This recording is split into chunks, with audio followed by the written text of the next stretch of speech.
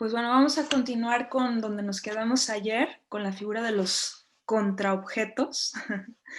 Eh, y como estábamos diciendo, los contraobjetos pues vienen de estos malestares de memoria y que siempre implican memorias en conflicto. Eh, digamos que el malestar de memoria entonces no se entiende como algo pasivo, sino más bien como una potencia afirmativa que incita pues al nacimiento de estas materialidades, ¿no? Que le dan volumen a las ausencias dentro de las políticas públicas de la memoria, pero no nada más, como vamos a ir viendo, también fuera de ellas. Son, como su nombre lo dice, pues son figuras del revés que nadan a contraflujo, van a contraflujo siempre de las objetivaciones del recuerdo y de su reificación, ¿no? De la cosificación del recuerdo como algo remoto y distante. Y siempre están en este asunto de la actualización que estábamos hablando. Siempre se están empoderando, los contraobjetos se empoderan desde la omisión, eh, y están a veces desde lugares muy ínfimos, surgen como una especie de brotes, germinan, ahora sí que germinan desde esa omisión. Están siempre en búsqueda de un reconocimiento público, en búsqueda de una petición de justicia, de derechos humanos y de hacer justicia de algún tipo. Son objetos que también cuestionan, como decíamos, la idea de validez histórica, ¿no? Esta noción de validez en esta jerarquía de poder de qué vidas importan y qué vidas no importan, cuáles merecen pasar al recuerdo, a la memoria colectiva de las futuras generaciones y cuáles no, ¿no? Cuestionan también la idea de patrimonio histórico, por lo tanto. Eh, y por supuesto, hacen visibles los disensos, como tendría que hacerlo cualquier política democrática de la memoria, ¿no? Como lo dice Marcelo Expósito en su texto, cualquier política democrática de la memoria dejaría ver en el espacio público las memorias en conflicto, ¿no? No trataría de favorecer una sobre otra, sino que dejaría ese animal vivo de la memoria como bien común, ¿no? Como cultura de la memoria. Eh, y se mueven negativamente en el sentido de que esta ontología orientada a objetos desde lo negativo, en el sentido de que atienden lo que históricamente ha sido borrado para que pueda existir el presente, ¿no? Entonces, siempre están mirando hacia eso que ha sido históricamente borrado.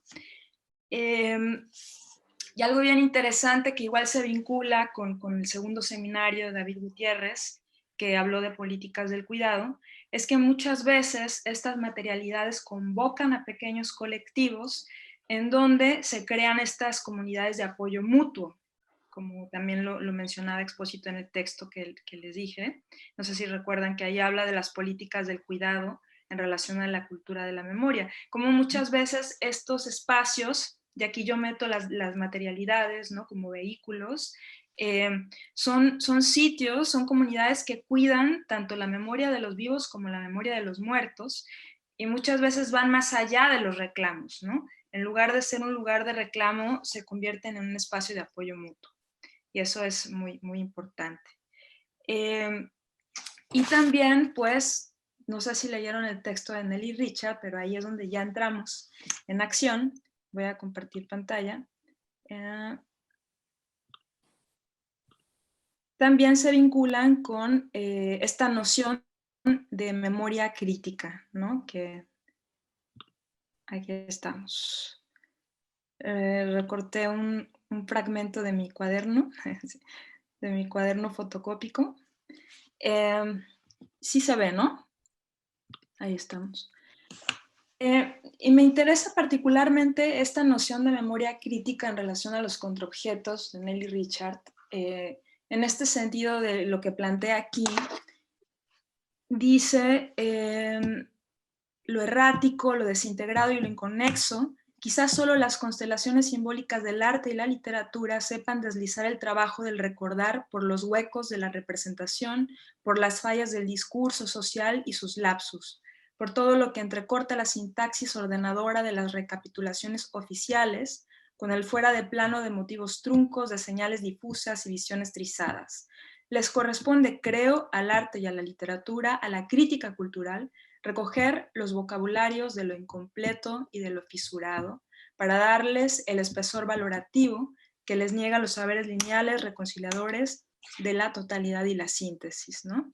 Y bueno, si leyeron el texto completo, podrán ver que aunque ella está situada en estas justicias transicionales, concretamente en la de Chile, que va de la dictadura a la supuesta democracia, ¿no? Y cómo esas representaciones continúan, las representaciones dictatoriales dentro de las políticas públicas de la memoria. Entonces, a mí lo que me interesa de este texto es cómo ya habla de la literatura y del arte, y también de la figura del intelectual o de la intelectual, como espacios para justamente generar estas nuevas combinatorias a partir de fragmentos, a partir de los retazos o montajes, ¿no? que nos puede dar este espacio sensible, estético, y que en la realidad pues, son aparentemente imposibles. Estos nuevos parentescos, estos cruces de memoria, cómo pueden realizarse en este territorio en el que estamos. Y aquí me parece que es donde los contraobjetos toman fuerza y aparecen como pequeños monstruos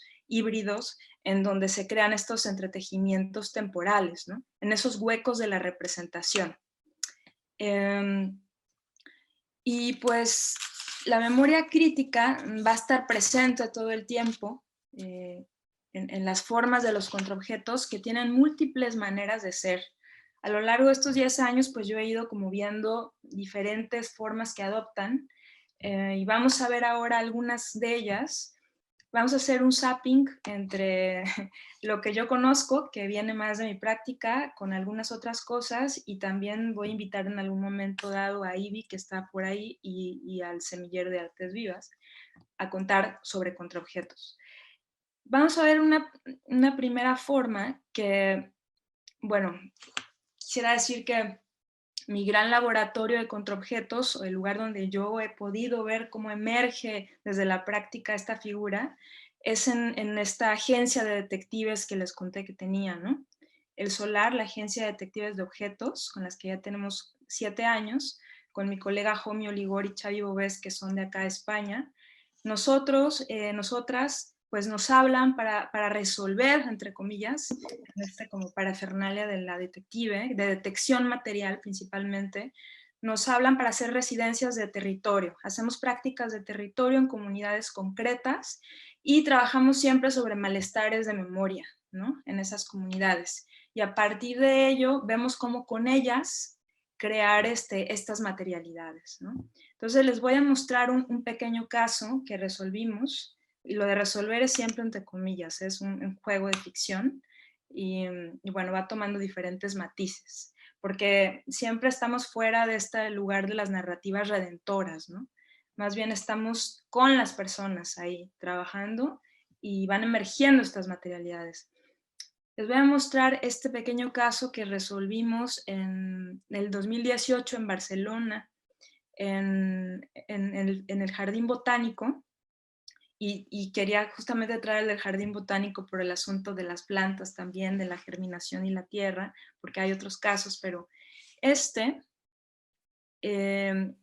vamos a ver esta primera forma de contraobjeto, que hay como dos en este caso que emergen, y les voy a poner este pequeño video, 2 minutos, y continúo.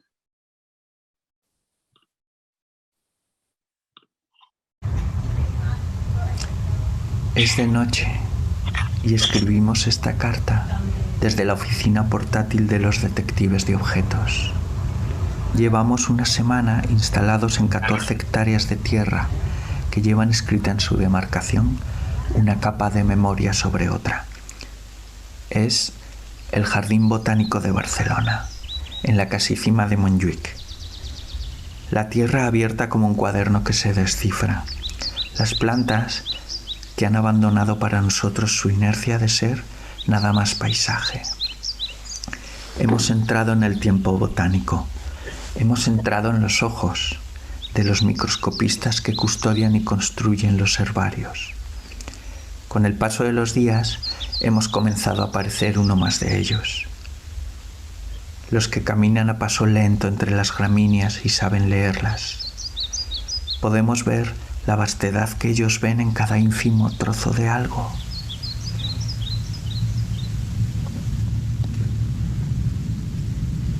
Llegamos a los archivos del sótano y los objetos, los documentos olvidados de los viejos exploradores de hojas nos reclaman. Y a la vez desenterramos las evidencias de un pueblo desaparecido. Un pueblo de barracas. Quisiéramos ahuecar la tierra como si pudiéramos llegar al fondo de la evidencia, a la prueba más contundente de que en este lugar conviven memorias que se desconocen, aunque se asemejan por sus formas de resistir, de afirmarse en la vida. La memoria botánica y la memoria de los barraquistas. En realidad aquí conciliamos estos dos casos. Y no somos nosotros los que los encontramos, son ellos los que nos encuentran a nosotros. Siempre es así. Solo hay que acudir al lugar en donde el silencio se vuelve apariencia y dejarse inducir por la fuerza de lo que acontece entre las líneas. Los detectives nos movemos entre verbos y sin metodología previa. No hay método. No podría haberlo en algo tan vivo. Nosotros es como si fuésemos solo un pasaje, un punto de encuentro de algo que va más allá. Bordeamos lo que podría ser una forma de detención para ver cuál es la historia que se revela.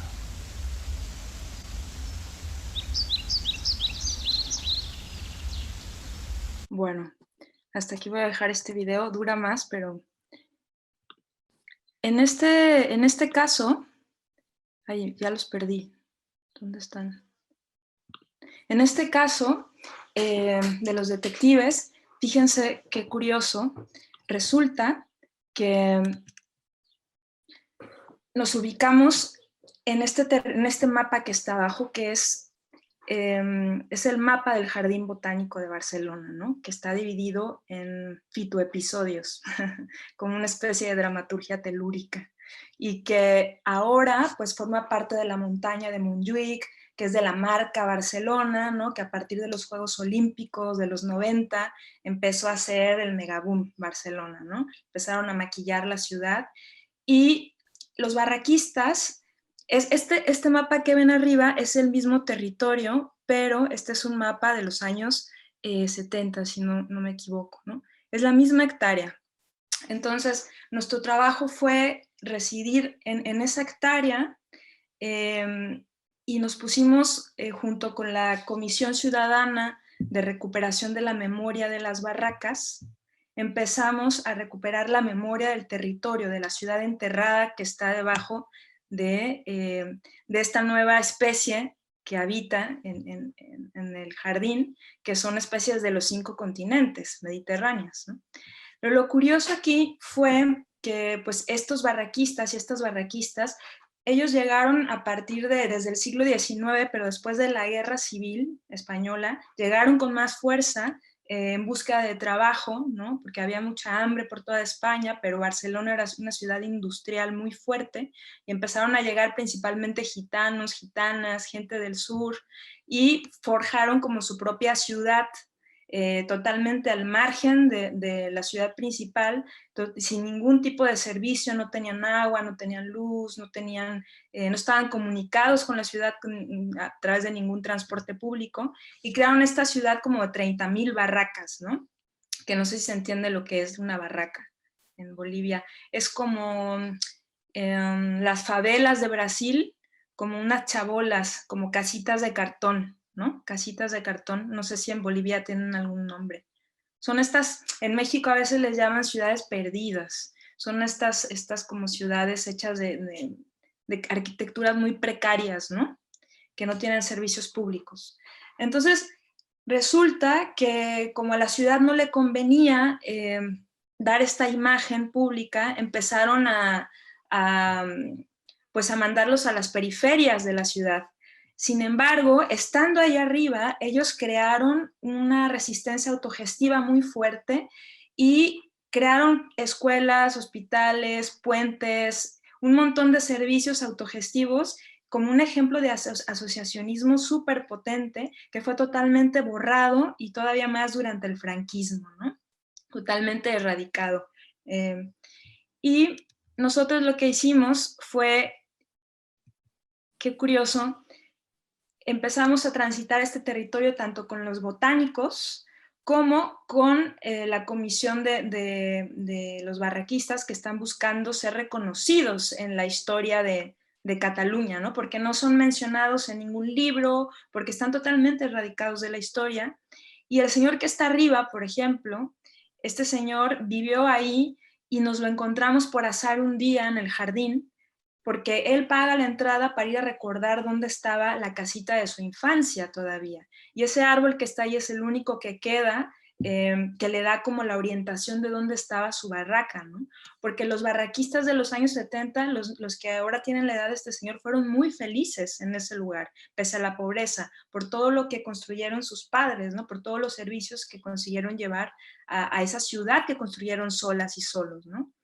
Entonces fue muy fuerte recorrer este mismo trozo de tierra con botánicos, el que está abajo es el taxónomo, ¿no? De ahí, y el que está arriba es el barraquista. Era como transitar dos territorios absolutamente distintos, ¿no?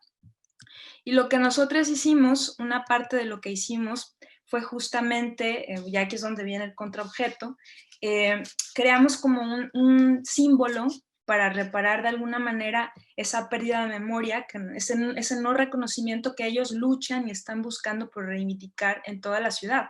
Por eso se creó esta comisión ciudadana de las barracas, ¿no? Ellos quieren visibilizarse en la historia. Entonces lo que hicimos fue un poco las placas, tomamos las placas que estaban en todo el jardín repartidas, ¿no? Y empezamos a intervenirlas. Y aquí, por ejemplo, cuando te dan la bienvenida, pues nosotros también hacemos constar en cada uno de estos objetos fotografías de lo que había antes, ¿no? Y creamos un recorrido en donde la gente va atravesando el jardín y aparte los de la comisión de barracas iban con nosotros y era muy extraña este entretejimiento de tiempo que se iba abriendo entre las nuevas especies que habitan el lugar, que son las plantas de los 5 continentes, y el pasado barraquista, ¿no? Que además es muy curioso, pero todas las historias que nos contaban los botánicos de las plantas tenían que ver con estrategias de resistencia, porque eran plantas que venían de otros continentes, ¿no? Entonces de pronto las estrategias de resistencia entre una comunidad y otra empezaban como a tocarse, ¿no? Y bueno, entonces el primer contraobjeto que vimos es, por ejemplo, tiene que ver con cómo crear estos símbolos reparadores, ¿no? Que muchas veces en otros tipos de manifestaciones, pues lo que se hacen son contra monumentos o contra placas, ¿no? Y en este caso, pues lo que nosotros hicimos fue intervenir estas placas que ya existían. En este caso teníamos permiso para hacerlo dentro del jardín botánico, ¿no? Donde no había ningún tipo de señalización para esta comunidad. Y luego, otro tipo de contraobjeto que emergió durante el proceso fue el retorno de un objeto. No sé si recuerdan que el primer día desenterramos, hablamos de los desentierros, y vimos la Biblioteca Roja de Gabriela Alac, estos libros que volvían desde el pasado porque habían sido censurados. Pues este es otro tipo de contraobjeto también. Son objetualidades que en algún momento fueron censuradas, anuladas, invisibilizadas y que después del tiempo retornan en el presente para actualizar sus contenidos en el lugar, ¿no? En este caso, nosotros lo que trajimos de vuelta con ayuda de la comisión, o más bien ayudándole a la comisión, fue esta revista maravillosa que además se llamaba La Voz de la Montaña y parecía que quedaba perfecto ahí en el entorno del jardín botánico, que fue una revista autoeditada por ellos, totalmente desconocida, con varios números. Esto lo pusimos en una placa también.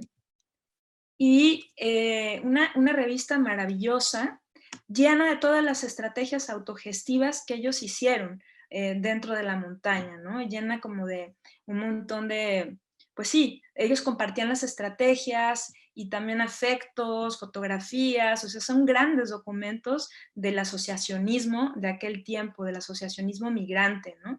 Y es un documento totalmente desconocido. Entonces pusimos este contraobjeto ahí en el jardín, se abrió y se puso como digamos, lo compartimos públicamente y junto con ellos y con la comunidad de botánicos y con el público en general, y fue bien interesante como todas las conversaciones que surgían a partir del objeto y del asunto de la migración en Barcelona, ¿no?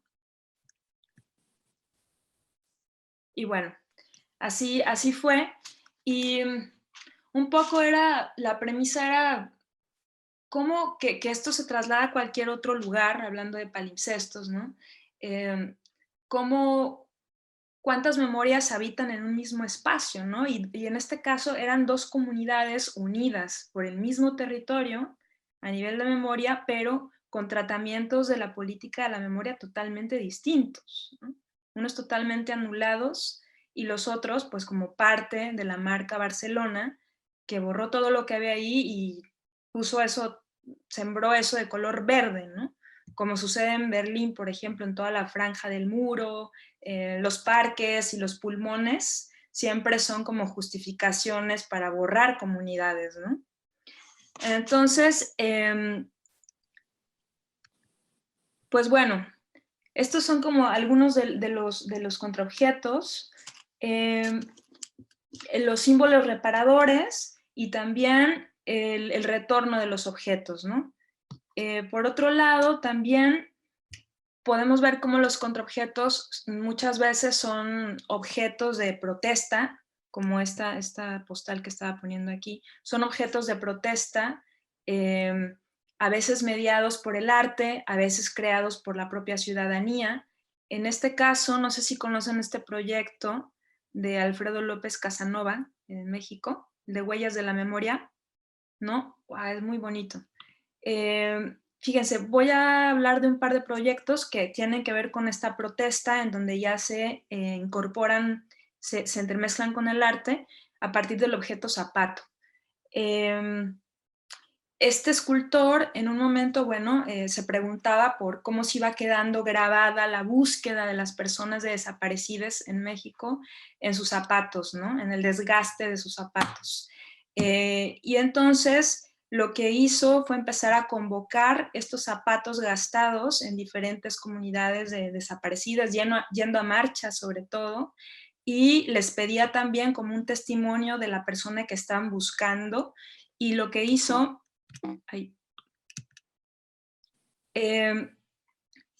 grabó en los zapatos el testimonio y después hizo serigrafías con ellos, ¿no? Y esto se ha vuelto una instalación súper grande, itinerante por el mundo, en donde además empiezan a mandar testimonios, pues ya no nada más gente de México, sino de otras partes de América Latina, ¿no? Es un proyecto súper poderoso y súper potente. Les recomiendo que lo busquen. Hay unos videos bien bonitos en las redes sobre esta propuesta. Y bueno, de aquí de alguna manera el contraobjeto nace, está producido, ¿no? Está hecho, está confeccionado a partir también del trabajo de la serigrafía, de la instalación, porque se convierte en una instalación y se produce como documento, ¿no? Es un documento que se produce y es grupal, que eso es lo que decíamos hace rato, que se convierte en estas como comunidades de apoyo mutuo, ¿no? Objeto zapato, también por ejemplo está esta práctica de Lina Chauvet, que igual conocen, no sé, que se llama Zapatos Rojos. Ella es del norte de México y esto es pues una instalación urbana en donde convoca a muchos, no solamente, esto es más amplio porque convoca a toda la gente en general que quiera acercarse y visibilizar los feminicidios, ¿no? Y entonces es una acción que se ha replicado por todo el mundo, ha llegado a muchos sitios, y consiste en llevar unos zapatos, pintarlos de rojo y disponerlos en el espacio público, y en donde la gente se reúne a hablar justamente pues, de los feminicidios, y escoge el zapato porque pues, es el objeto que más se encuentra, al menos en México, en estos lugares de asesinato, ¿no? Entonces aquí también se produce un tipo de contraobjeto, en donde si se dan cuenta, pues en ninguno de los dos casos estamos hablando de objetos directamente que sean directamente de la víctima, ¿no? Son objetos simbólicos, son objetos mediadores, y eso pues cambia bastante. Dentro de esto podríamos hablar de otro tipo de contraobjetos que también son de protesta, que ya igual no son iniciativas tanto de artistas, sino de las propias comunidades. Latinoamérica está llena de esos contraobjetos. Seguro en Bolivia hay, me gustaría saber si existen, pero no sé, por ejemplo, las Cruces Rosas de México, no sé si conocen todo este movimiento de cruces rosas que hay para manifestarse. Son como también los contraobjetos son señas de identidad, ¿no? Señas de identidad de protesta de ciertos grupos sociales. En este caso los feminicidios, otra vez, estas cruces me parece que surgen en los años 90 en Chihuahua, en el norte de México, con todo lo de las muertas de Juárez, ¿no? Con todos los feminicidios que creo que hasta el año 2012 se contaron 700 muertas solo en Ciudad Juárez, ¿no?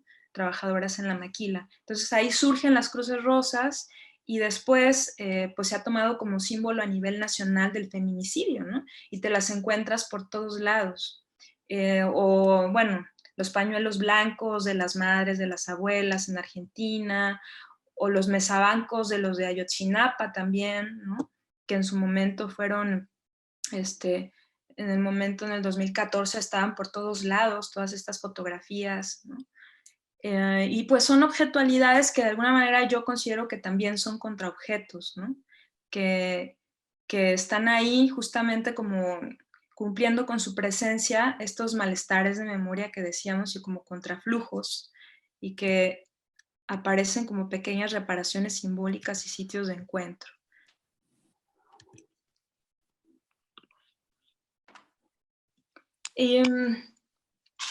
Pues hay, en los contraobjetos, pues también hay estos objetuarios de la ausencia, ¿no? Que, como decía, pues de momentos que no son prendas directas de las personas, de las víctimas, son mediaciones simbólicas, pero hay otros que sí que son, que trabajan directamente con esas prendas, que generalmente son familias que se juntan para crear estos objetuarios y para ser estas comunidades del dolor que menciona Ileana Diegues en sus libros, ¿no? Esto es de una cita de Gastón Salas, el fotógrafo chileno, para el proyecto de Altares de la Ausencia, que justamente retrataba objetos y testimonios de personas, de los desaparecidos en la dictadura, ¿no?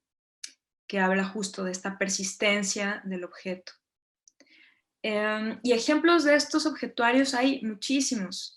Yo aquí les puedo compartir esta página. Si quieren le pueden hacer una captura de pantalla y si no luego se las mando. ¿Se alcanza a ver bien? ¿Sí se ve? Sí. ¿Sí? Ok. Sí, perfecto.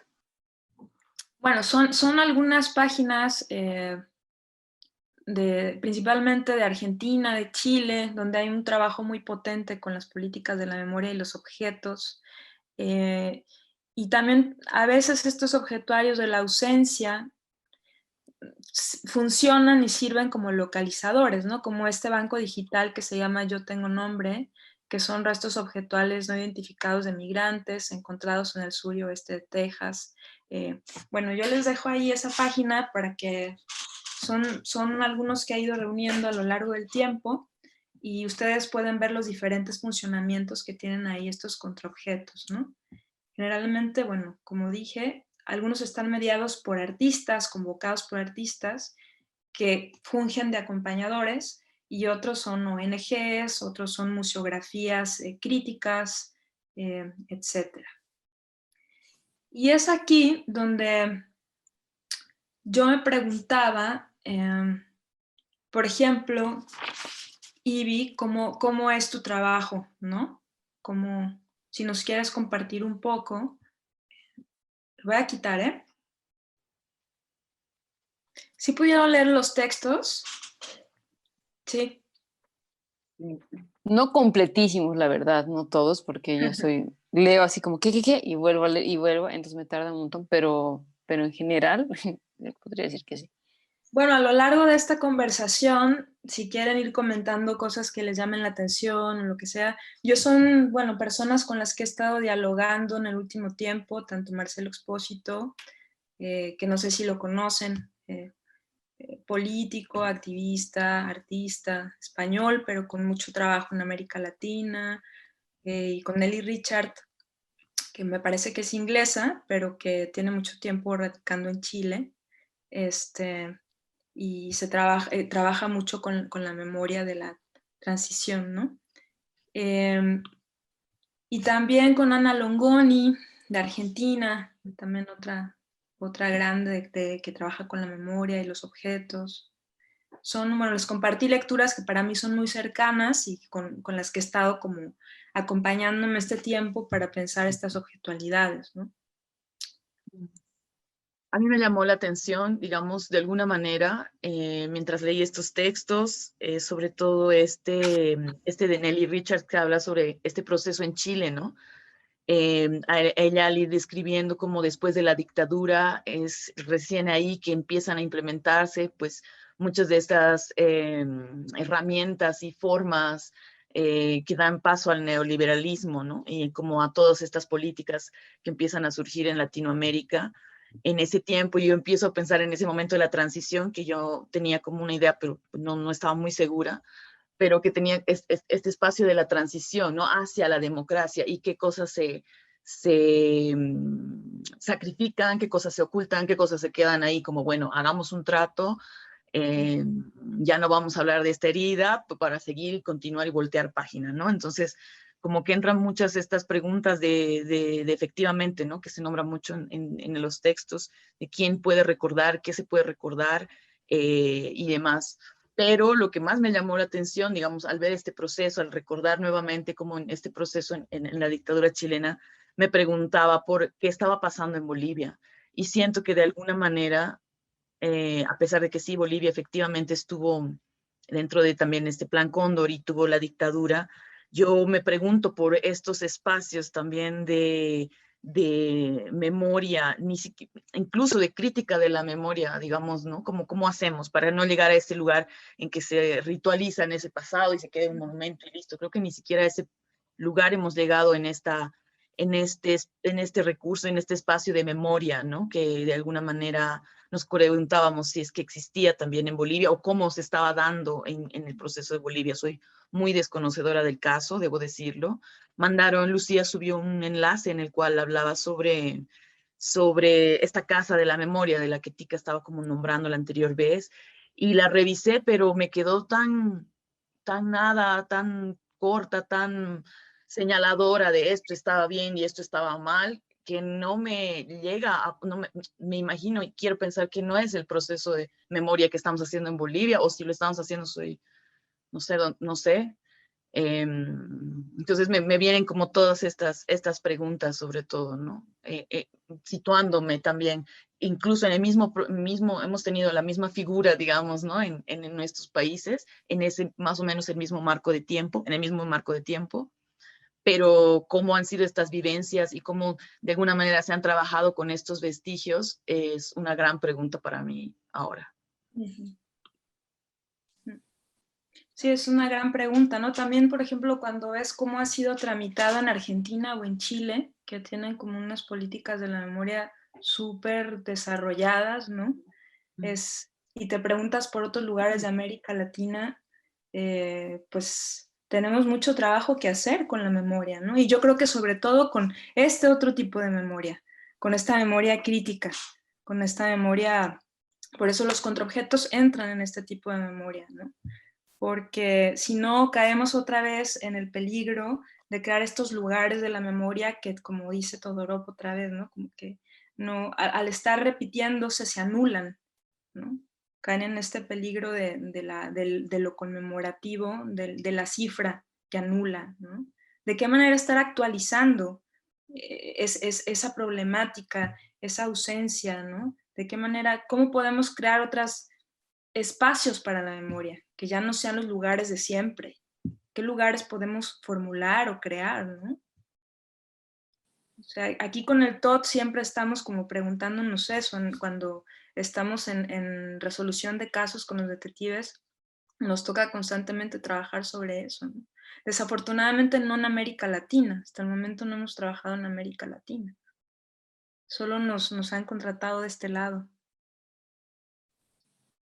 Yo quería hablar como de dos puntos específicos, un poco leyendo sobre el cuidado de la memoria, ¿no? Y estas memorias colectivas, como quizás algo como, digamos, este objeto símbolo, como parte de estas memorias colectivas, me había llevado a pensar, por ejemplo, en la huipala, ¿no? Que tiene una carga simbólica afectiva, ¿no? Representando a los pueblos andinos. Pero como sabemos aquí en Bolivia, el partido del MAS está gobernando, ¿cierto? Pero es como, tiene su bandera, pero también es como haberse apropiado de este objeto símbolo, ¿no? Y desde ahí también es como adueñarse de un proceso de lucha, ¿no? Que, que al final se ha hecho como político partidario, ¿no? Eso creo que ahí es importante como recuperar la memoria y ahí estaría como un malestar, ¿no? Ajá. Sí. Eso, un punto. Y el otro que quería hablar era sobre estas memorias ritualísticas y tal vez transicionales. En Bolivia y seguramente en varios lugares de Sudamérica, pues han llegado varias personas venezolanas, ¿no? Y bueno, hablando con una amiga que es migrante, que ya está aquí hace como 2 años, pues me decía que ha venido como con cosas básicas, ¿no? No ha podido traer como eh, ella hablaba como de esos objetos transicionales que te ayudan a como hacer el retomar tal vez, entre comillas, tu identidad o este sentido de pertenencia, no sé, ¿no? Entonces ella me decía que luego otra amiga le regaló como el tío, como este dios, como el diablito, ¿no?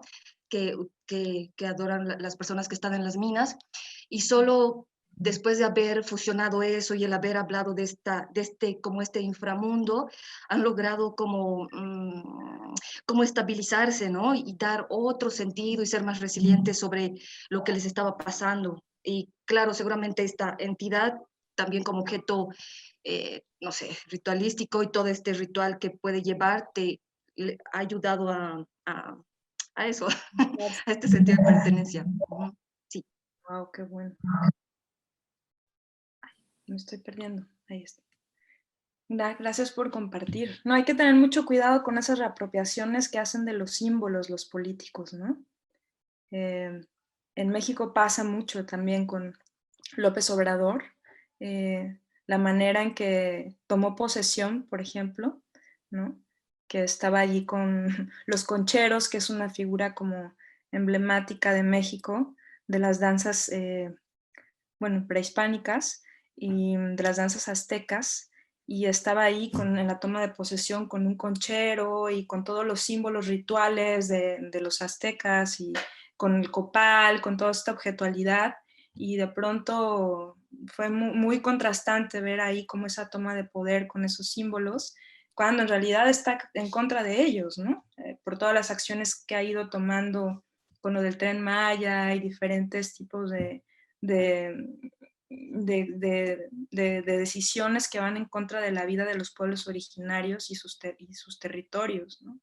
Entonces, la manera en que se hace abuso de estos símbolos, también hay que tener mucho cuidado con eso, ¿no? Y por eso estos otros símbolos que emergen desde, que no tienen tanto tiempo, ¿no? Que no están tan grabados en el imaginario colectivo a nivel histórico, sino que emergen desde el fuera de campo, ¿no? Que emergen desde el dolor, que emergen desde la protesta y crean sus propias simbologías, son simbologías emergentes, como la Cruz Rosa, por ejemplo, ¿no? También son muy interesantes, son estos contraobjetos ahí a los que me A refería. mí, sí, un poco pienso en lo que dicen y llego a asociar, digamos, que esta construcción de la memoria pública, digamos, oficial, está relacionada con el poder, ¿no? Cómo el poder puede manipular puede construir y de construir, ¿no? La memoria. Eh, y claro, en ese sentido, digamos, se crea, digamos, la política pública de la memoria, ¿no? Quienes hemos asistido a escuelas públicas y a las escuelas en general, hemos consumido, digamos, esa memoria, que es una memoria oficial, es una memoria de poder y que es una memoria institucional, ¿no? Eh, y un poco pensando en lo que decía la Paulina y los otros compañeros, pienso también en la incapacidad que genera la institucionalidad de la memoria en pensar otros procesos de construcción de memoria, más desde lo colectivo y no de lo público, porque es Claro. como tendría que uno ponerse a cuestionar esta cosa que es pública, que al final no es nada pública, ¿no ve? Es más bien una apropiación del poder, ¿no? O sea, uno dice es una plaza pública, pero no es pública porque tú no es que puedes intervenirla cuando quieras o vas a hacer lo que quieras como, como un bien tuyo también, ¿no? Sino que seguro te cae la policía, te cae la multa, ¿no? Entonces, habría que también repensar esta idea de la memoria pública y proponerla como una memoria colectiva, desinstitucionalizada, ¿no? Que es, yo siento que es una cosa que a los bolivianos, por ejemplo, no se nos ha pasado, yo creo, todavía por la cabeza, ¿no? Por eso tenemos así como mucha tendencia a coger siempre lo institucional o a aceptar eso sin mucha crítica, ¿no? Yo vivo en una ciudad en la que está la Casa de la Libertad, ¿no? Y justamente hace 2 días atrás, un día, creo que el primer día del seminario, estaban conmemorando ahí, justo en la plaza principal, la muerte de Juana Zurduy, ¿no? Entonces, claro, estaban todas las instituciones, ¿no? De la ciudad, eh, como repitiendo la vida, la muerte de esta mujer, eh, llevando sus restos, qué sé yo, ¿no? Entonces yo pensaba que quizás la historia que nosotros tenemos de Juana Zurduy es válida en el sentido de que lo que ha hecho es visible, pero lo que no se dice, pues es quizás lo más valioso, ¿no? Ujú. Entonces, no sé, para mí me parece súper rico leer todo esto y, y toma mucha importancia para mí, digamos, como posición política también, la necesidad de desinstitucionalizar la memoria, ¿no? De hacerle como este ataque así a la institucionalidad, que es Claro, el poder, ¿no? sí, claro. Gracias, Dani. Sí, Y de totalmente, ¿no? Y creo que justo el texto también de Marcelo Expósito va sobre eso, ¿no? Habla sobre este asunto de la memoria como un bien común o la cultura de la memoria, ¿no? Que porque aquí siempre la estamos asociando al contraobjeto como aquello que se sale de las políticas públicas de la memoria. Pero por supuesto que hay que desinstitucionalizarla, ¿no? Y también ver cómo se infiltra en lo que les decía el primer día, que es la zona más vulnerable de la memoria, que es justamente este asunto de que hace presente lo ausente, y en esa ausencia, en esa virtualidad, es que está su parte más vulnerable, donde se infiltran estas representaciones manipulables, hegemónicas, ¿no? Y los libros de educación, ni qué decir, ¿no? ¿Quién decide los contenidos de historia? ¿Quién decide qué es lo que se cuenta? Y además van cambiando con cada cambio de gente en el poder, cambian las versiones históricas, ¿no? En México los libros de la Secretaría de Educación Pública son una cosa tremenda. O sea, a lo largo de los años son todo un cóctel histórico con millones de mutaciones, son pequeños Frankensteins esos libros. Que además, por cierto, se hacen es maravilloso, su materialidad está hecha, estos libros obligatorios en México, están hechos con todo lo que se desecha diariamente en todas las oficinas burocráticas de México, del Estado, ¿no? Entonces todos esos papeles los reciclan y con eso hacen los libros de la educación pública. Entonces es un poco, si te pones como a hacer disección, ¿no? A metaforizar un poco la vida del material, no sabes realmente en tu libro qué papeles hay detrás, ¿no? si vienen de un manicomio, si vienen de una cárcel, si vienen de, bueno, etcétera. Ivy, ¿pudiste? Ivy se fue, aquí está. ¿Ya estás? Sin volumen.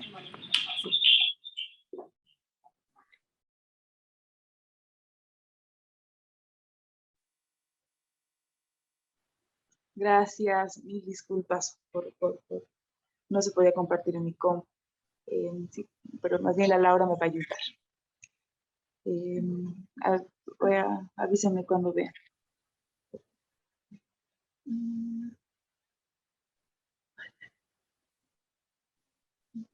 Vamos a ver. ¿O no atrás? ¿No? Ujú. Y compartir. No. A ver. Para esto. Y Google Drive, ¿ahí dónde está? ¿No es Google Drive? Ah, no, tenemos los puestos. Google Drive está en screen, en la pantalla. Voy a estar recording, vamos a ver. Ay, no puedo creer. No puedo creer. ¿No se puede? No, a ver, danos un toque más. Mientras tanto, ya sé, les voy a mandar un link para que ustedes puedan abrir. Ándale, eso te iba a decir, que por qué no me mandas lo que quieres mostrar y yo lo pongo. Ah, mejor. Perfecto. Ahí va el primer link. Bueno, el 2019, junto con otra artista, con Alejandra del Parque aquí, hemos, a ver, o avísame cuando esté mejor compartido. Sí, ahora mismo.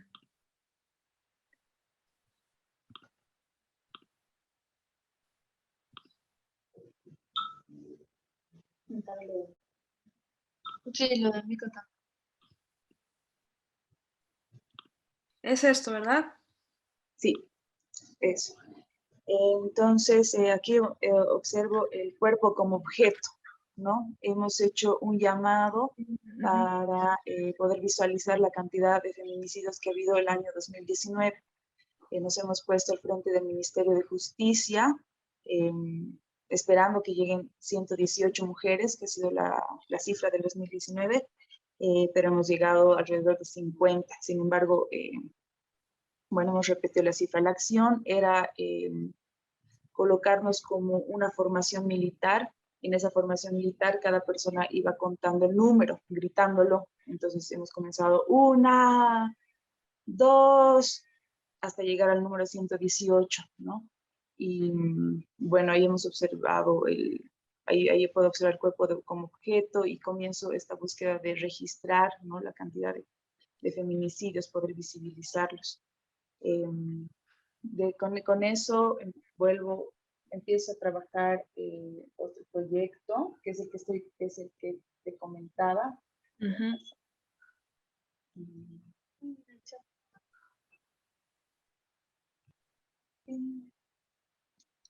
¿Dejo de compartir?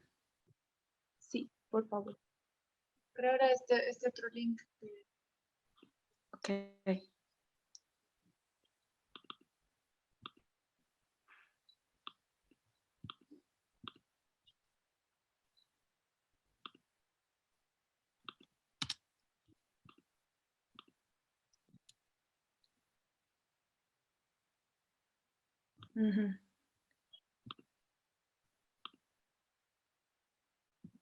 Sí, la foto en grande, por favor. Entonces, bueno, desde este conteo empiezo a buscar cómo registrar, ¿no? La cantidad de mujeres víctimas de feminicidio. Y el año pasado, junto con esta artista también y otras compañeras, realizamos esta escalera en Todos Santos, que es la festividad de los muertos aquí en Bolivia, en noviembre. Entonces, con nuestra ropa usada y ropa de otras compañeras, hemos generado esta escalera, la hemos cosido, hemos puesto flores, hemos puesto, no sé, más decoraciones, simulando un altar que generamos aquí para los muertos, y lo hemos puesto dentro de un mitin feminista, aquí en La Paz, en la Plaza del Estudiante. El objetivo este año es realizar la misma escalera, pero ya en un formato mayor, con prendas de más mujeres, ¿no? Y poder hacer un registro de las personas que están entregando sus prendas. Veo este objeto como una memoria, si bien me gusta trabajarlo desde la protesta, creo que ahora estoy con más sentimientos de trabajarlo desde la memoria. Y sí, esa es la idea este año, estrenarlo en noviembre.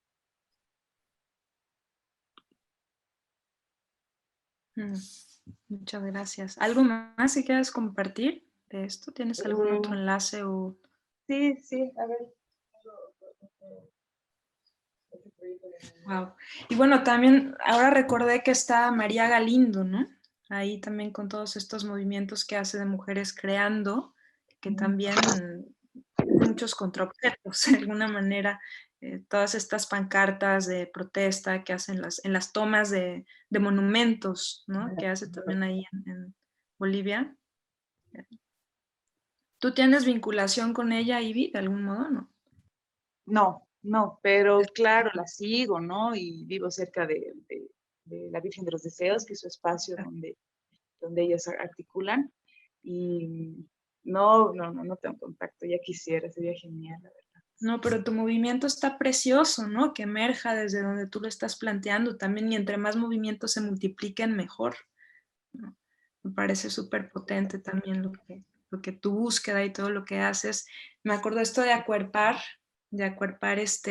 las fotografías, las pancartas, a esta noción de Diana Taylor del repertorio, ¿no?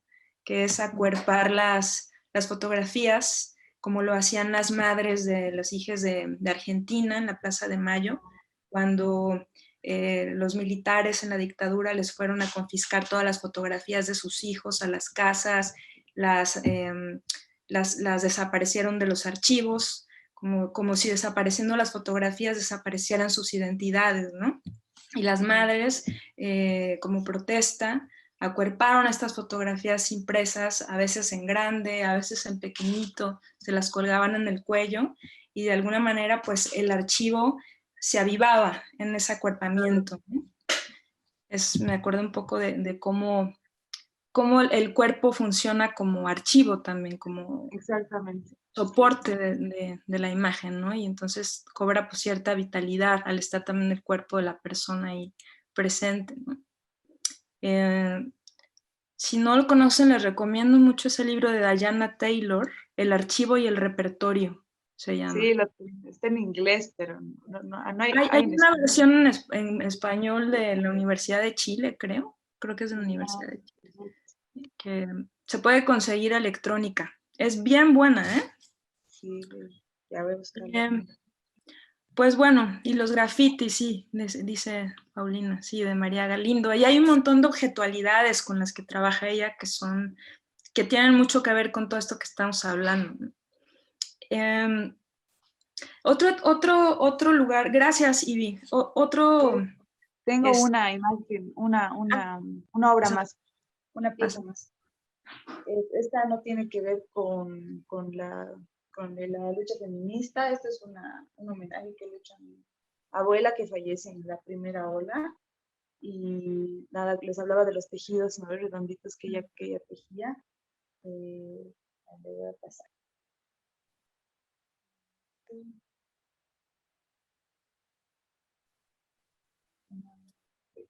Ay, no bien todo esto, me acuerdo.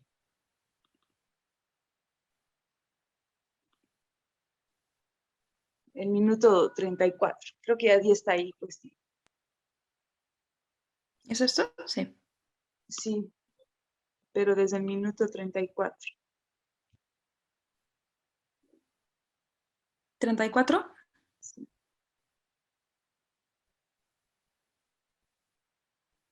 Un poquito más al parecer. Sí, un poquito más, 35, después de la parte. Ahí está, cabal. Ay, lo que pasa es que está sin audio. ¿No estás el audio? Necesito el audio, sí, porque tarareo una canción de ella. Voy a intentar hacerlo lo más rápido posible todo esto. El aula ubicua. Ahí está.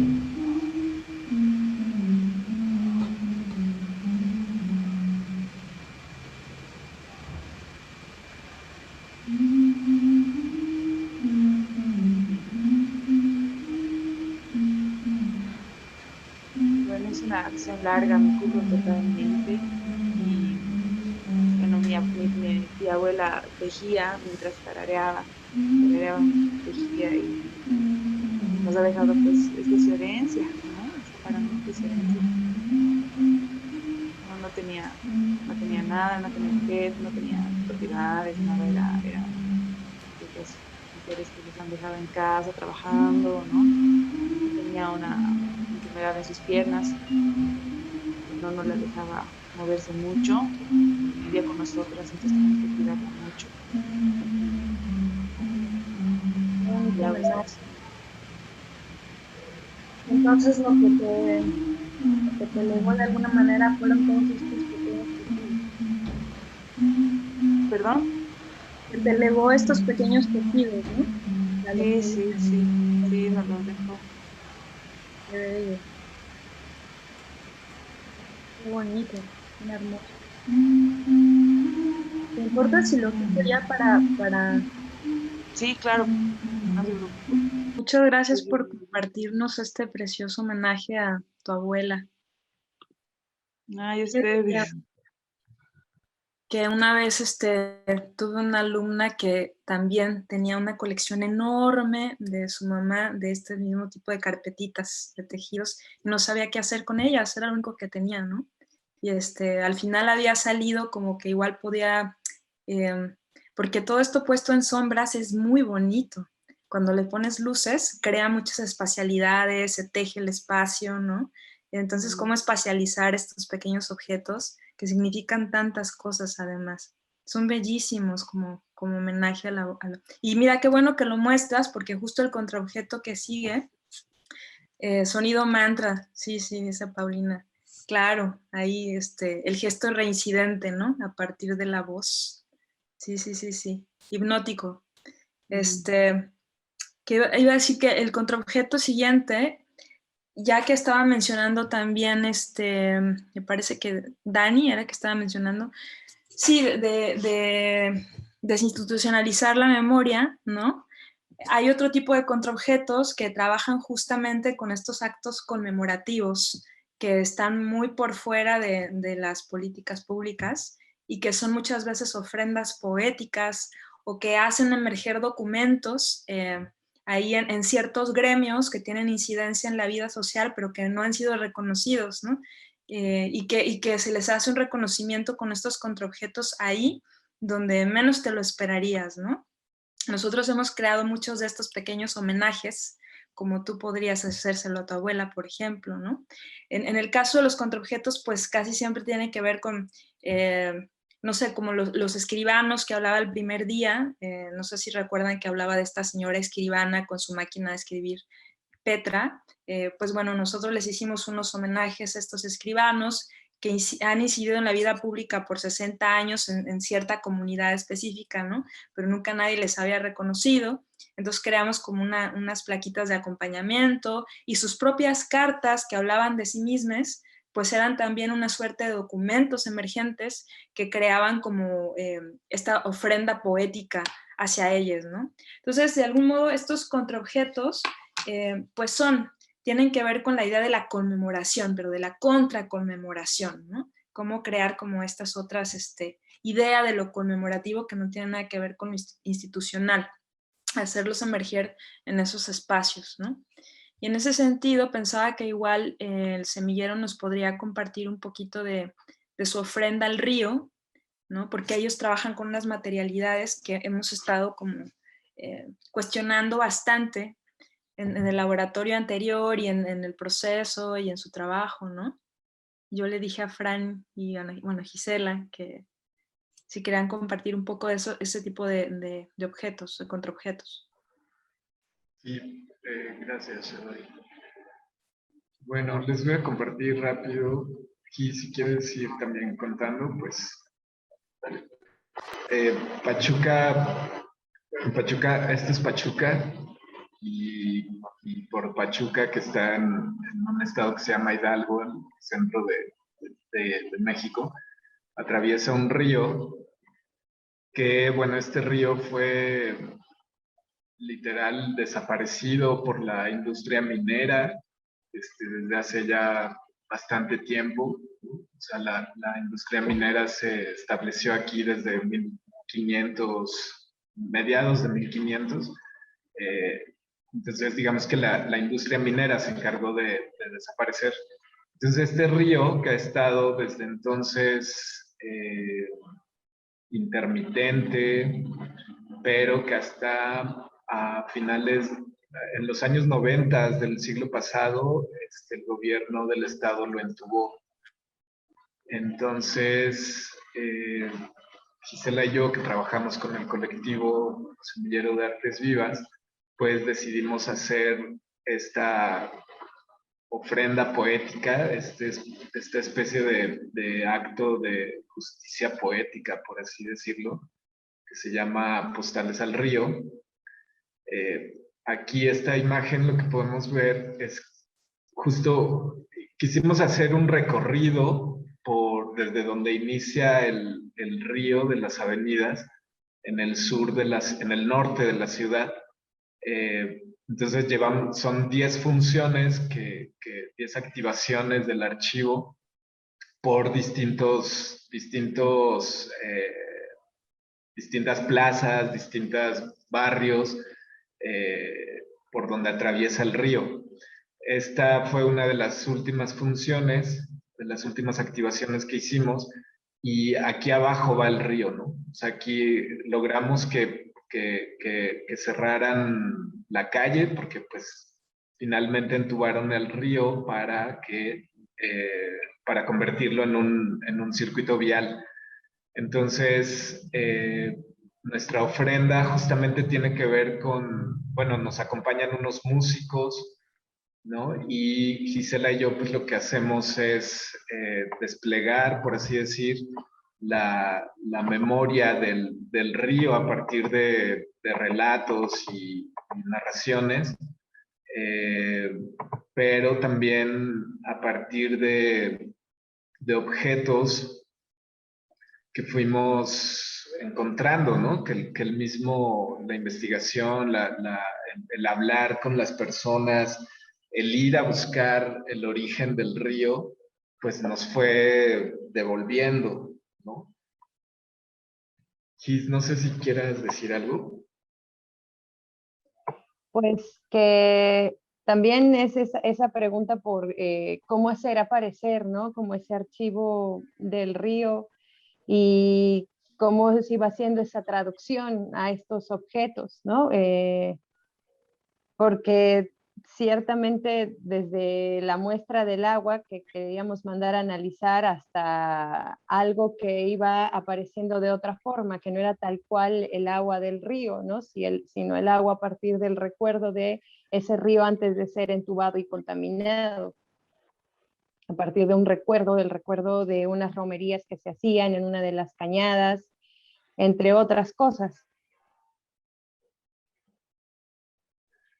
Entonces, nosotras vamos desplegando eso, pues lo hablaba con Shaddai como que cuáles eran esos contraobjetos, ¿no? Lo que justamente pienso que a partir de esto que se está hablando son las imágenes faltantes, ¿no? De la memoria, o sea, cómo estos objetos se vuelven esos, como, sí, como una materialidad que tiene la potencia de horadar esa memoria oficial, ¿no? Digamos, zapatos, pedazos de piedra, monederos, Piedra, objetos pared. que fuimos encontrando, que finalmente, bueno, pienso que es justamente, se materializan, ¿no? Para mí sería eso, materializar la imagen faltante con lo que trabajamos, es decir, digamos, como en contra de esta memoria oficial, que podría parecer como una especie de ministerio de la memoria. Nos enfocamos más bien como en el misterio de la memoria que tiene que ver, que trabaja sobre esas imágenes faltantes, ¿no? Y en la activación de este archivo, pienso que esos contraobjetos justamente son esas imágenes faltantes que se materializan. Al final, algo que fuimos descubriendo mientras hacíamos las activaciones, pues fue justamente que el acto de justicia poética teníamos que hacerlo hacia el río, ¿no? Sí convocamos a un público, sí contamos, desplegamos el archivo del río, la memoria del río, pero entendimos que lo más importante era como hacer este ejercicio poético, este ritual para el río, ¿no? Entonces, Sí, que era más, se volvía súper potente y se volvía muy fuerte porque de pronto fue ir con estos músicos que eran nuestros cómplices, acompañantes y tocar al río, ¿no? Y presenciar y contemplar y estar allí con el río, porque había zonas donde no está entubado, pero está muy contaminado, otras donde se puede ver el río, pues como ese encierro del río, ¿no? Otras donde claramente se ve su ausencia porque son tantos los túneles que hay abajo de la ciudad, tanto lo que ha fisurado la tierra, la minería, la ciudad de Pachuca y más, o sea, como toda la región, que el agua se filtra y se pierde. El agua de lluvias, más el agua que jala las nuevas empresas mineras que ahorita están trabajando con los terreros. Y era muy fuerte encontrarnos con esa imagen del río, ¿no? Ese río incluso anulado, ¿no? Anulado. O en este caso, en el viaducto, el río lleno de cemento, este río prácticamente solo recordado porque es una vía principal que conecta la ciudad, ¿no? De norte a sur. Pero sin la existencia del río. Es una vialidad, pero no hay río, ¿no? Y al final de la activación, y bueno, también la activación toma el nombre de Postales al Río, porque quisimos que la gente pudiera escribirle al río, ¿no? O sea, mucha gente no sabe incluso que hay un río que atraviesa nuestra ciudad, o no sabe nada sobre la historia de este río. Entonces, nosotras les damos estas postales para que puedan escribir, ¿no? Para que al final de la activación y antes de este ritual que hacemos, pues la gente, los niños, bueno, las niñas puedan escribirle, dibujar, las personas puedan escribir algo. Entonces, de alguna forma, es como si vamos a hacer, o sea, si se estuviera creando una especie de archivo o de contraarchivo nuevo, ¿no? Digamos, todas estos escritos, estos mensajes que la gente le ofrece al río, pues nada, pensamos que pueden formar parte de un nuevo archivo. Que al final también es como qué es lo que va arrastrando el río, qué es lo que arrastra y justo arrastra no solamente como una desmemoria, como lo dice Nelly Richards, sino arrastra como un montón o sea, arrastra nuestra propia herencia de un colonizaje, de una minería que no ha terminado, ¿no? Que no para de joder no solamente el interior de los cerros y de las montañas de nuestra ciudad, sino que eso, ¿no? Ya no permite que este río pueda volver a surgir.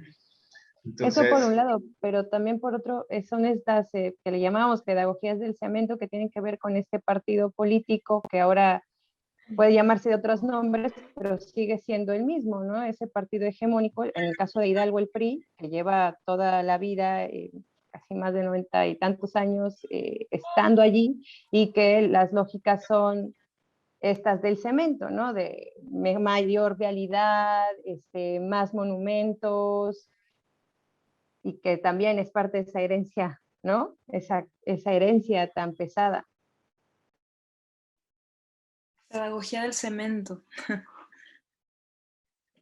Pedagogía del cemento, del Ministerio del Tiempo al Misterio del Tiempo. No, pues muchas gracias por compartir. Es que en realidad tienen como muchas materialidades distintas, ¿no? Pero también lo que nos parecía muy potente era cuando pensábamos en relación a cómo en otros países los ríos son sujetos de derecho, ¿no? Que forman parte de la Constitución, cómo de alguna manera, que en México no lo son, cómo de alguna manera este río entubado toma desde este acto poético o esta contraobjetualidad poética, se puede crear esta especie de constitución para el río como sujeto de derecho desde otro lugar, ¿no? Y también lo que me parece muy potente de lo que ustedes están haciendo es como el acontecimiento, ¿no? Lo que se crea en el momento de exponer esas objetualidades, que va más allá de ellas mismas, esas escrituras, o sea, como todo el encuentro que se va retroalimentando constantemente y que va creciendo el archivo, que eso es muy potente en este tipo de dispositivos de retroalimentación de memoria, ¿no? Y que, como decía el otro día, el primer día, son archivos estos que constantemente se van a estar desplegando en modos distintos, se vuelven acumulativos y van creando memorias, le van creando una memoria a este cuerpo de agua, como hay muchos otros dispositivos que también trabajan de este modo, ¿no? Que son o dispositivos cooperativos objetuales o que trabajan en este asunto del bucle de la memoria. Objetos que llaman objetos, en este caso apariciones que llaman apariciones, ¿no? Y crean esta constitución poética del río. Y en el caso de ellos, pues bueno, hay estas contrapostales que son muy poderosas, hay también pues estas piedras, estas rocas que son geobjetos, ¿no?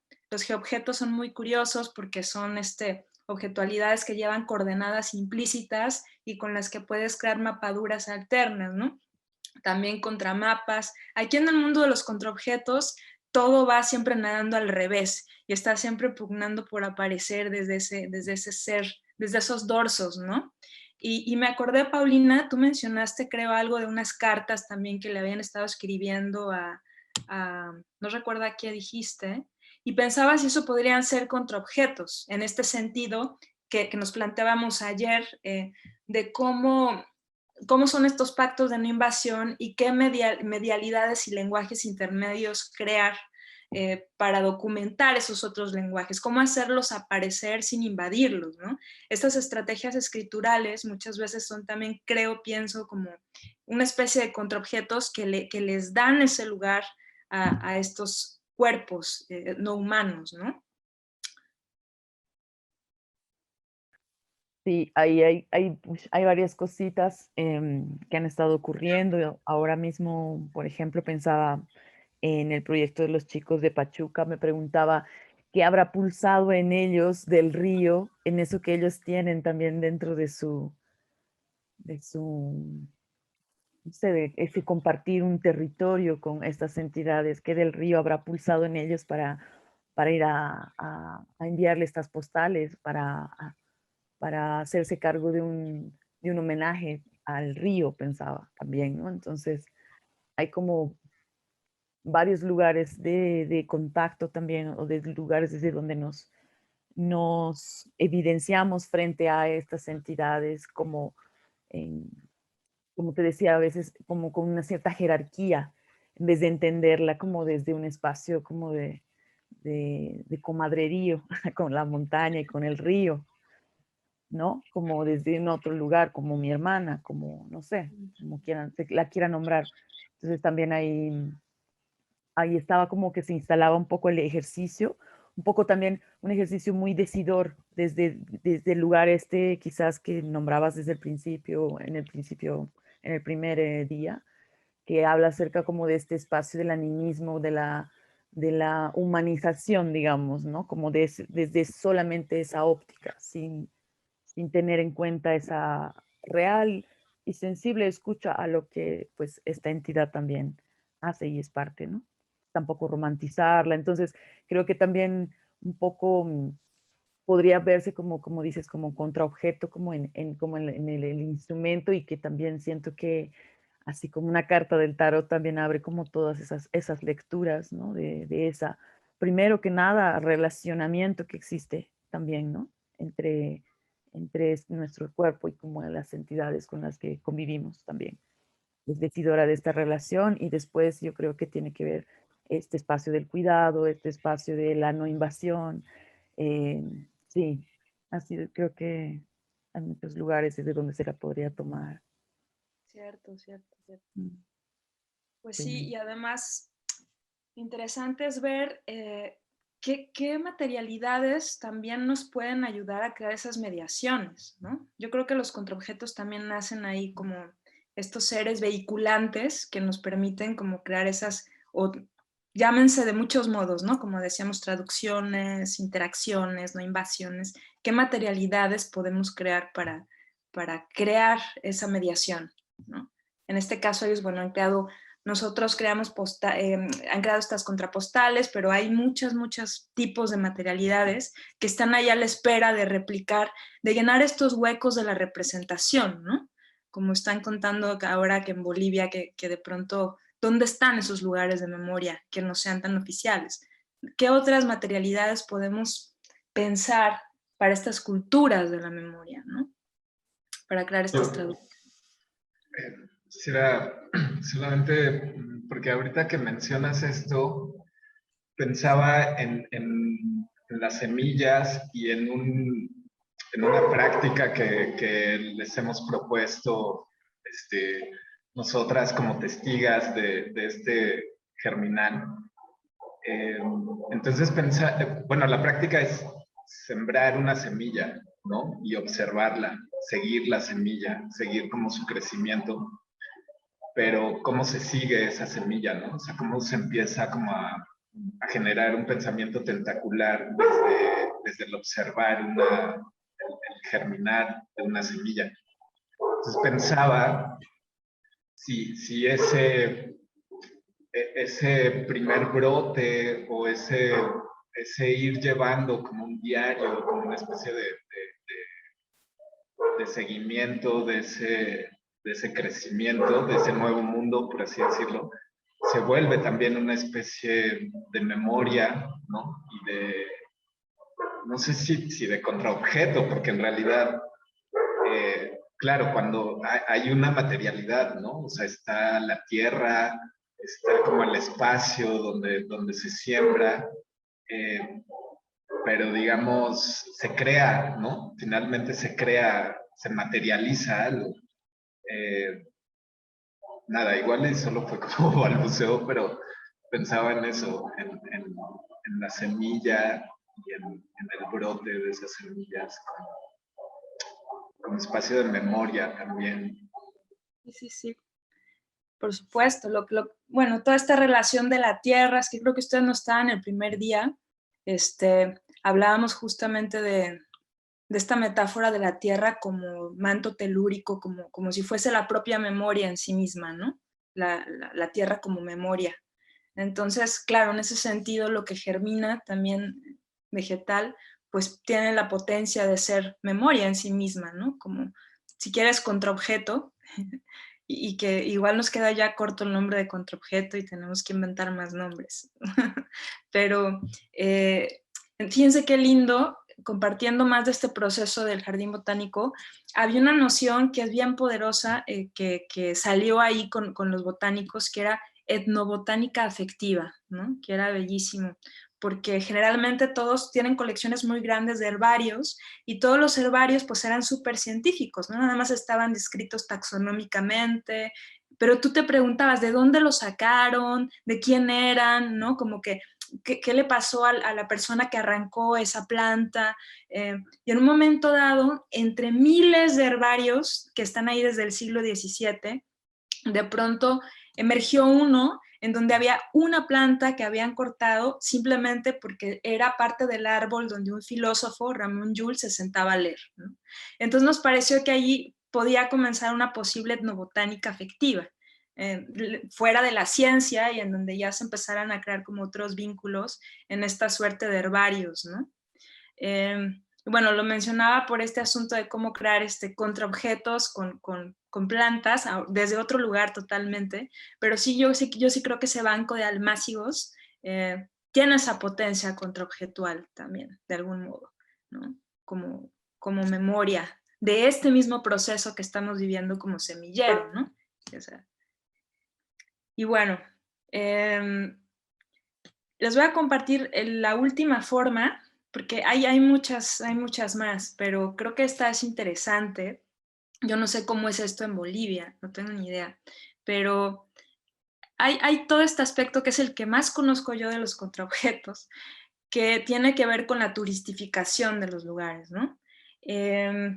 Hay muchos contraobjetos que justamente surgen para cuestionarse la mercadotecnia de la memoria, la industria del recuerdo, ¿no? En los lugares. Y son súper poderosos en esos sitios donde hay desplazamientos, donde hay gentrificación, donde los lugares quedan idealizados como paraísos, ¿no? Paraísos totalmente artificiales, paraísos que después no contrastan en su realidad con esa imagen que se hace de ellos en postales, en souvenirs, o más allá cuando se comercializa con cierto momento histórico de las ciudades y se hacen museos sobre ello, y la ciudad queda en el imaginario simplemente como ese hecho histórico, ¿no?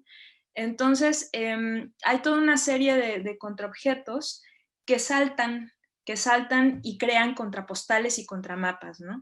Y crean como la realidad de esos lugares que van quedando en el imaginario, en esa industria del recuerdo, y son bastante críticos con esos lugares.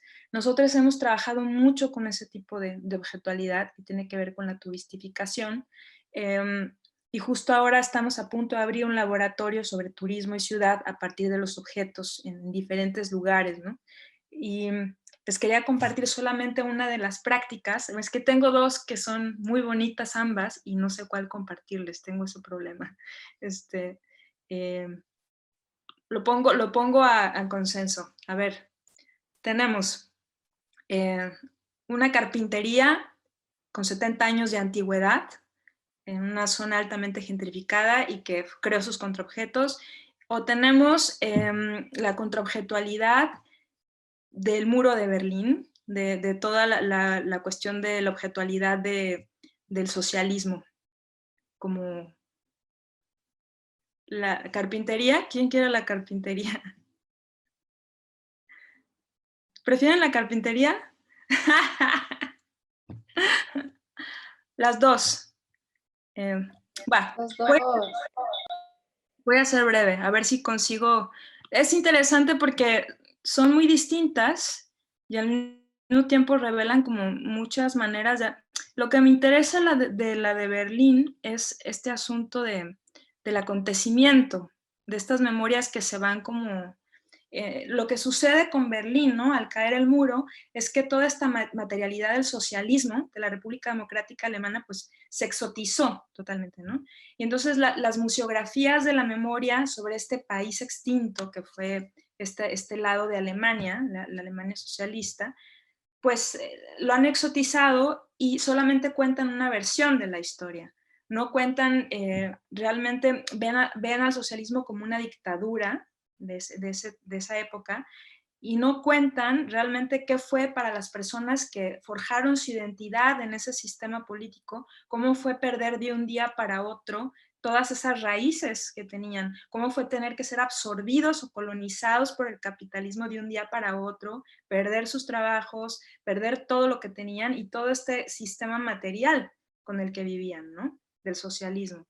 Entonces, eso no se cuenta y aparentemente al caer el muro hubo una reunificación y eso no es cierto. Hay una división en Alemania muy fuerte, aún vigente, 30 años después, 31 años después, sigue vigente la división y eso no se cuenta en ningún museo, la gente no ha podido como encontrar ese espacio, así como hablaban del río, ¿no? Así como hablan de dónde está la memoria de Bolivia, pues a mí que me tocó mucho trabajar en Alemania esta objetualidad, pues nos damos cuenta que simplemente ha sido utilizada para el turismo, se ha vuelto souvenir, se ha vuelto exotismo y no se utiliza realmente para hablar de la identidad de las personas, ni mucho menos para hablar del problema que subsiste de la división hoy en día, ¿no?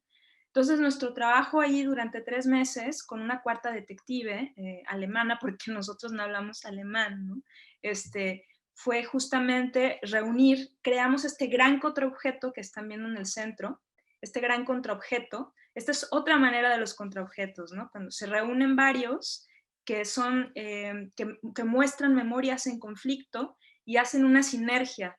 Y ahí lo que creamos en este viejo salón de vinos fue una serie como una especie de Frankenstein con objetualidades muy distintas que hablaban de este fenómeno de la división alemana desde muchas perspectivas. Y cada noche que se activaba, se creaba toda una especie pues un espacio común para discutir ese lugar que no existe en ningún lugar, en un sitio estatal de Alemania, ¿no? Y era súper interesante todos los encuentros, los afectos. Mucha gente dice que los alemanes no lloran en público, pero pudimos ver cómo surgían esos afectos y cómo no se trataba tanto de tomar partido por una cosa o por la otra, sino de ver cómo el problema estaba ahí en emergencia, ¿no? Toda esta materialidad de la RDA, de la República Democrática Alemana, que pues está ahí, en nuevas circulaciones, en el imaginario. Es una objetualidad amada y odiada y al mismo tiempo, porque para algunos fue una dictadura y para otros fue su lugar de experimentar la colectividad en sociedad, ¿no? Y les quería compartir solamente como qué tipo de objetualidades había, porque son muy potentes. Por ejemplo, que están viendo aquí, para mí es una de las historias más fuertes que he escuchado en estos 10 años detectando cosas. ¿Ven esa pequeña línea tenue que hay ahí? Esa línea se remite a lo que hablábamos ayer de las políticas de lo sutil. Esa línea es un subrayado de uña. Este es un libro de Mónica, una mujer que estuvo presa por el sistema socialista en una cárcel, y entonces les prestaban un libro a la semana en la cárcel, y lo que crearon dentro de la cárcel como sistema de comunicación fueron subrayados de uña. Entonces subrayaban y frases para darle fuerza a los de las celdas contiguas o para expresar emociones. Entonces era como si surgiera un libro adentro de esos libros, ¿no? Y lo fuerte fue que Mónica, cuando cae el muro, una asociación se dedica a recuperar estos libros y los venden. Y Mónica se encuentra con el libro que ella había subrayado. Entonces, al día de hoy, Mónica, este lugar, esta cárcel se convirtió en un memorial, en un sitio de investigación. Y Mónica hoy se dedica a hacer recorridos por ese memorial, llega a su celda y saca este libro y ahí te empieza a contar, ¿no? Todas estas historias. Entonces, este libro es muy potente y salía ahí dentro de este Frankenstein que armamos y se creaba un gesto reincidente porque estaba Mónica ahí, llevaba el libro y entonces la gente volvía a tocar ese libro que fue tocado, volvía a experimentar esa lectura, veía eso y se creaba como otra vez esa visión que para ella pues el sistema fue una dictadura, ¿no? Pero en el caso contrario, tenemos este otro objeto que era súper problemático, que era de la vajilla del Palacio de la República, que el Palacio de la República pues fue la sede del partido durante mucho tiempo, y lo derriban en el 2019, supuestamente porque estaba envenenada la arquitectura de asbesto, pero ponen a subasta todo lo que había en el Parlamento, ¿no? Había muchos cafés y entre ellos pues ponen a subasta toda la vajilla del café del Palacio de la República, que para la gente representaba un signo de identidad, un símbolo de lo colectivo, ¿no? Del socialismo.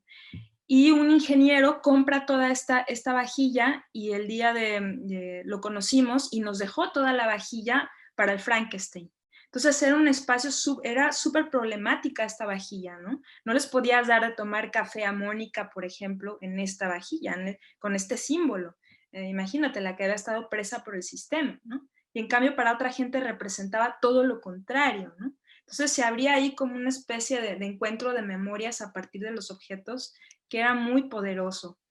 O por último ya nomás, este reloj de Mario, fíjense qué potente, en el socialismo se creaban estos objetos en serie, ¿no? Nadie tenía nada diferente, eran todos los objetos iguales, e incluso tenían grabados los precios, y todos los precios eran iguales y iban a ser así siempre. Entonces, este reloj, de alguna manera, marca la apropiación que ellos hacían de esos objetos, tratando de salirse de la serie, ¿no? Entonces, Mario, por ejemplo, que tiene ahora una especie de tienda de estos objetos, más como memorial, porque están en números rojos, donde la gente va a contar sus memorias, pues contaba la historia de este reloj, ¿no? Donde está grabada su infancia, donde están los rayones, la manera en que él se fue apropiando de esta objetualidad. Entonces, bueno, todo esto para decir que lo que importaba en este objetuario, en este dispositivo cooperativo objetual, pues era básicamente crear ese encuentro, ¿no? Como esa sinergia a partir de todos los puntos de vista que tiene este problema de memoria. Y de hecho esto sigue, o sea, se abrió una plataforma digital, esto era en la Schaubühne de Berlín, y se abrió una plataforma digital que es en alemán, que seguimos gestionando y que es un archivo de memorias, ¿no? Como decíamos, de retroalimentar. La gente sigue escribiendo ahí, creamos una miniserie también digital en donde con estas objetualidades, ¿no? El archivo se sigue como reactualizando. Entonces, para mí este es otro tipo de manera de hacer de contraobjetos y presentan este problema turistificado desde un lugar más problemático, ¿no? Porque ninguna persona se sentía, que vivió en la RDA, ninguna se sentía representada por cómo está contado el relato en los museos, ¿no? Entonces, esta es otra forma de hacer también como poner las memorias en conflicto, como decía Marcelo, ¿no? ¿Quieren que les cuente lo otro o ya me paro mejor? ¿Sí? No, contanos, por favor. Bueno, la otra es más entrañable. Tiene que ver, esto fue en el barrio viejo de Girona, en Cataluña, y también un barrio altamente gentrificado porque pues es un barrio viejo donde se filmó Juego de Tronos, donde se ruedan películas y la gente va ahí a consumir estos paisajes totalmente pues engarzados a este asunto mediático, ¿no? Nosotros trabajamos con esta escalinata, es donde se filmó Juego de Tronos, El Perfume, y si se dan cuenta aquí al lado, en esta puerta que está aquí, esta es la entrada a la fustería Armand Jadot, la carpintería Armand Jadot. Y la pregunta era, ¿qué se siente vivir al margen de un paisaje principal? Porque esta escalinata realmente está en todas las postales, y si giras un poquito la cabeza a la derecha y entras a este espacio, no saben lo que nos encontramos ahí.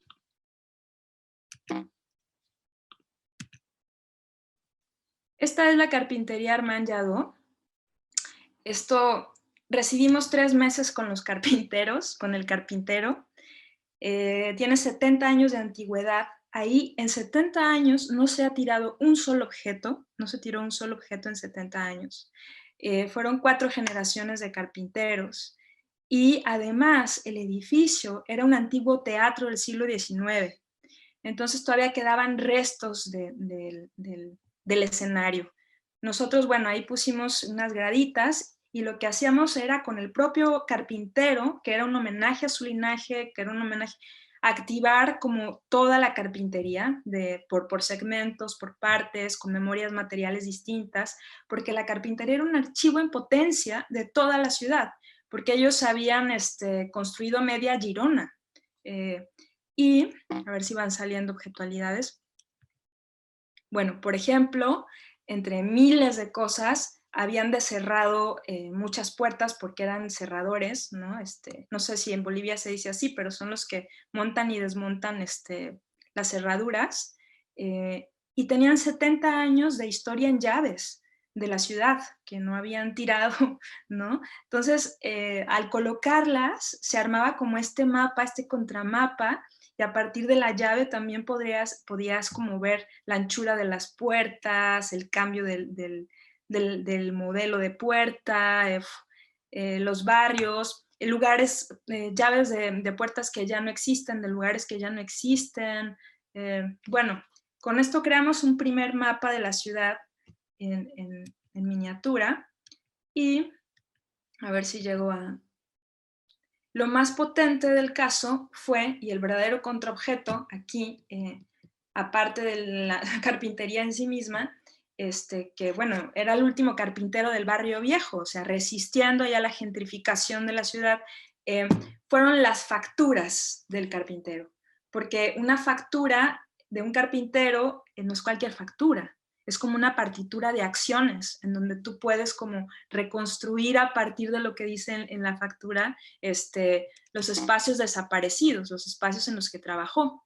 Y claro, con ellas pudimos hacer unos mapas de espacios borrados por la gentrificación, ¿no?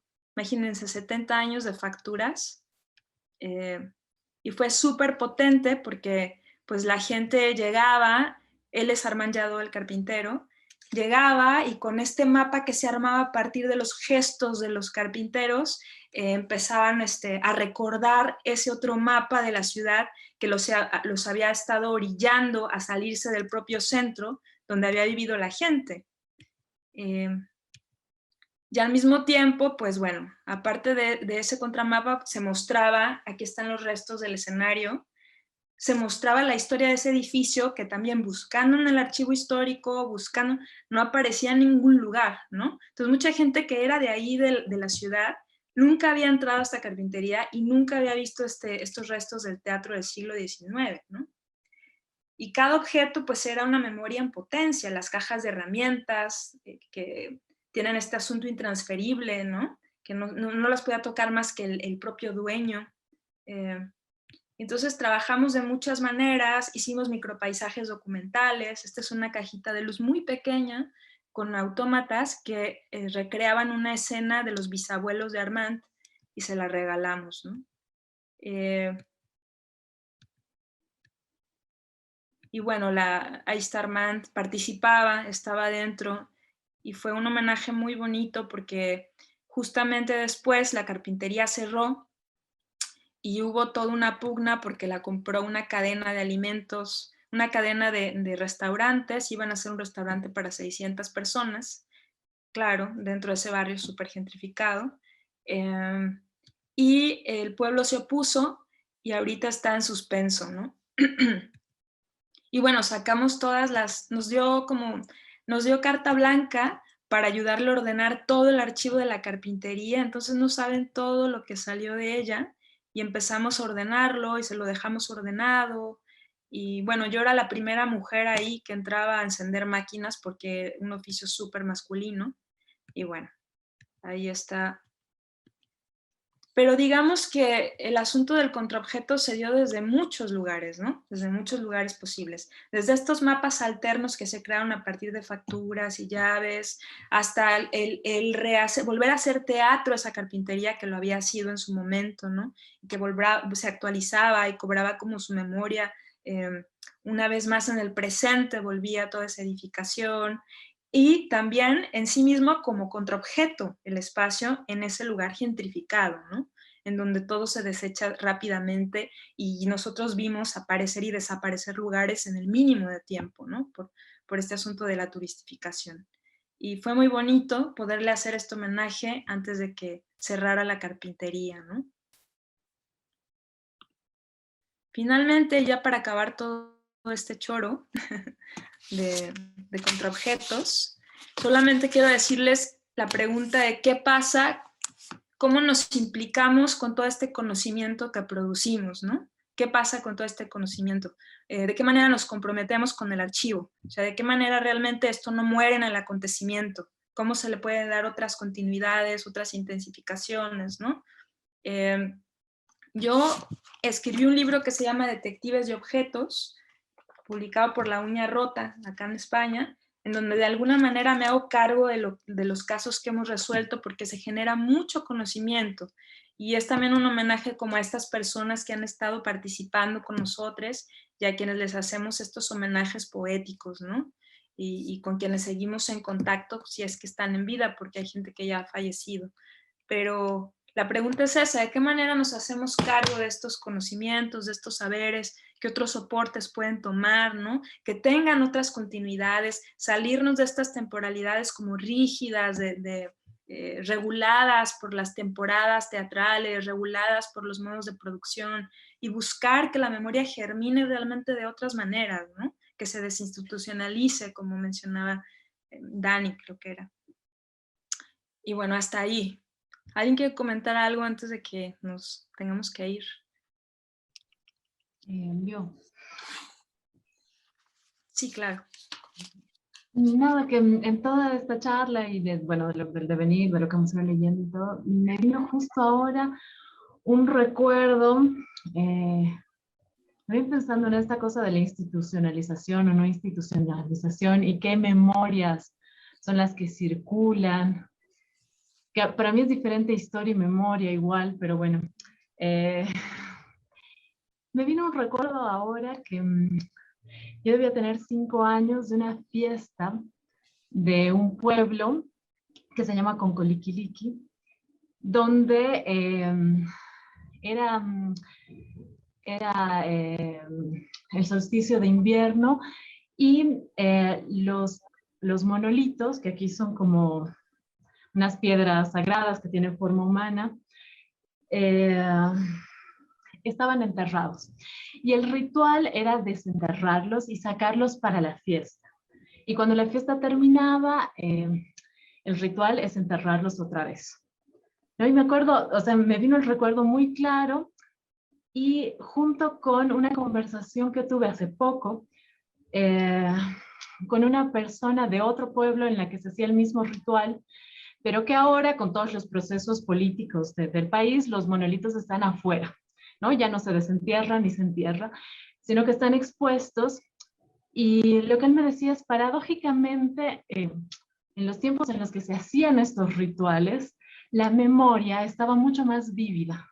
Ahora está tan naturalizado el ver a los monolitos expuestos que ese ritual donde recuperábamos y charlábamos y todo lo que pasaba, en ese momento emergía la memoria, ¿no? Ahora que está todo expuesto y es tan natural, ya no. Entonces estaba pensando justo como con esto de la tierra y todo, que también esto de la memoria está en ese ritual de enterrar y desenterrar, ¿no?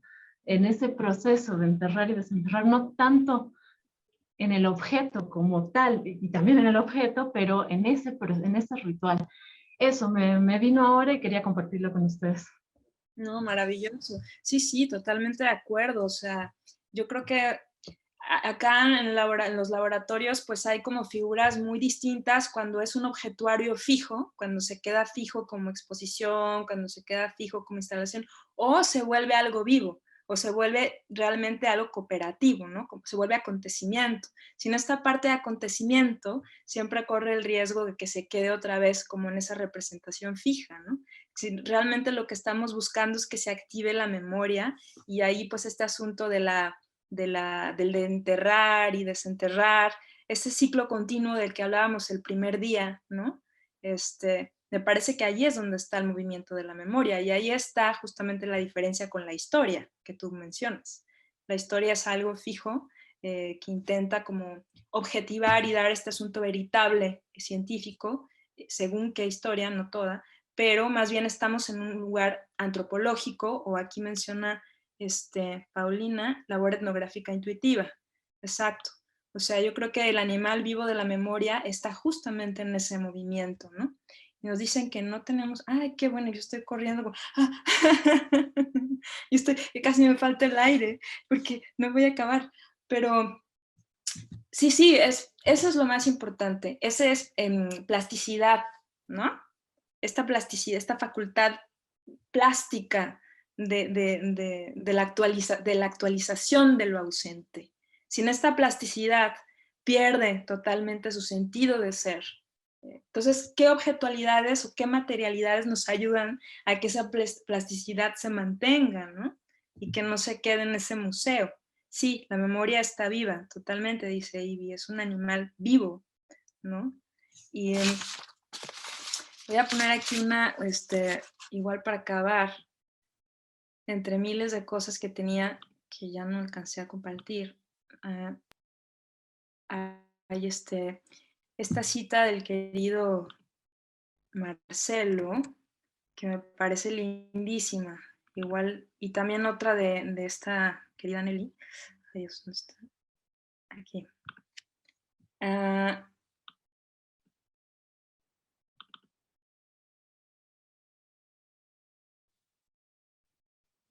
Bueno, esta cita de Nelly me parece muy potente, ¿no? Que es con la que termina el texto. Estas preguntas que hacen, ¿no? ¿Qué recordar? ¿Cómo recordar? ¿Para qué recordar? Esto que menciona aquí y este asunto de las narrativas en curso, el asunto del curso, o sea, justo lo que tú mencionabas ahorita, ¿no? Yo creo que hay que tener presentes estas preguntas en lo más básico, ¿no?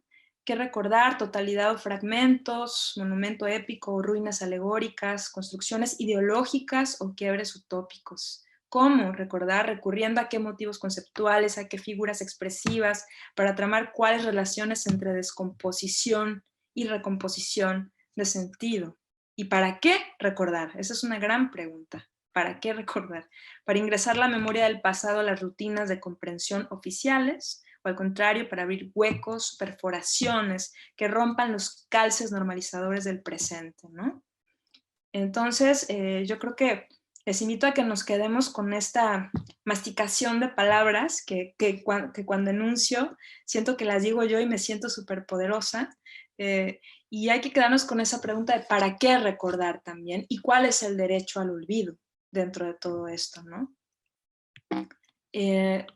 Y hay otra cita del querido Marcelo que a mí me parece muy buena para cerrar este seminario. Cuando hablábamos de este asunto de la memoria como producción de un bien común, ¿no? La memoria como que no heredamos sencillamente del pasado, porque el acto de reconstruirla y ponerla en valor se produce siempre en el presente, y que constituye un bien que debemos preservar tanto por respeto a quienes nos antecedieron, como por responsabilidad con quienes nos suceden, ¿no? Otra vez este asunto intersticial. Entendida de esta manera, la memoria, como el agua, como el aire, como el conocimiento que surge de la inteligencia colectiva, como la reproducción de la comunidad política que sitúa el cuidado de la vida en el centro, como un bien común que es de todos, todes. No puede ser parcelada solo por algunos, porque no es en particular de nadie. Y eso es lo que les invito a que pensemos. con estas contraobjetualidades, ¿no? Con estas formas emergentes, sobre todo en su país, que yo no conozco todavía, pero que me encantaría estar allí para pensar estas cosas de manera más situada, ¿no? Por algo esto es memoria situada, porque como dije, cada materialidad nos lleva siempre como a parcelas de memoria muy distintas y cómo mantener esta procesualidad de la memoria, ¿no?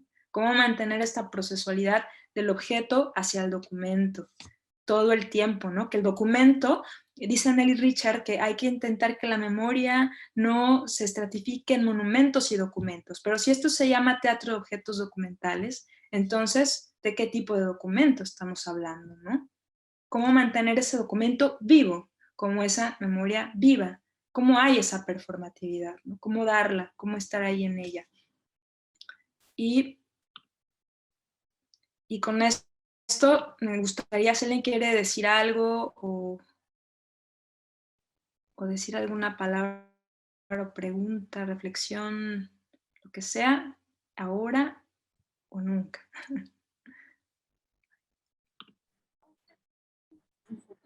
No, hay varias cosas que se me quedan. ¿Cómo? Ahora sí, perdón. Es que estaba activando el micrófono equivocado. Sí, ahora me escuchan, ¿no? Sí. Ya. Lo primero era, bueno, con toda esta cosa que nos has mostrado de la carpintería y de ese lugar, he viajado rápidamente a Sucre, que es donde están ahorita Dani, Ale, creo que alguien más. Pero claro, he viajado a Sucre porque es como, bueno, la ciudad de mi infancia, pero que es esta ciudad monumento, ¿no? Es como este lugar que está lleno de así posibilidades de esto a cada paso, ¿no? En cuanto a historias, en cuanto a... Entonces no quería como no nombrarlo porque hay personas que están aquí y que viven ahí todavía, entonces me parece importante como mirarlo. Y por otro lado también quería observar cuando nos mostraste, cuando estábamos hablando de los objetos, de estos zapatos rojos, como este objeto para mirar todo lo que eran los feminicidios, pero al mismo tiempo estaba lo que Ivy había nombrado antes de las ropas específicas. Yo así lo había entendido, ¿no? Creo que es distinto, pero había entendido como las ropas específicas de estas mujeres víctimas de feminicidio, ¿no? Entonces, estos dos objetos tan similares en su decir, tal vez, no sé, cómo son tan distintos también, ¿no? Como la ropa efectivamente, de una mujer víctima te trae, a mí me eriza la piel, digamos, y como este otro objeto, los zapatos, que no necesariamente son zapatos de una víctima, sino que son como algo mucho más simbólico, aunque el otro igual es simbólico, empiezan a funcionar a partir de una multiplicidad, ¿no? Empiezan a funcionar de otra manera. Y claro, yo quería decir eso respecto al trabajo que Ivy nos mostraba, ¿no? De cómo realmente cómo el valor de esos objetos, cómo está expuesto y cómo opera de distintas maneras y al mismo tiempo tiene esa profundidad sensible, ¿no? Eso nomás no quería dejar como al aire. Gracias. Sí, muchas gracias. Sí, pues todo espacio es un archivo en potencia, ¿no? En realidad, o sea, y estos espacios que son unidades de tiempo, que en América Latina hay bastantes, aquí ya por estos lares ya cada vez hay menos, pero Perú, México, Bolivia, ¿no? Estos espacios como el taller del carpintero que están llenos de historia, de potencia. Qué lindo cuando se activan y cuentan sus historias, sus memorias. Sucre, qué ganas de ir a Sucre. Con ese nombre ya dan ganas. Sí, sí haces el circuito Sucre-Potosí, o sea, ahorita me da ganas de ir como solamente para enloquecer un poco más. Bueno, pues no sé si alguien quiere comentar algo más o damos por concluida la sesión.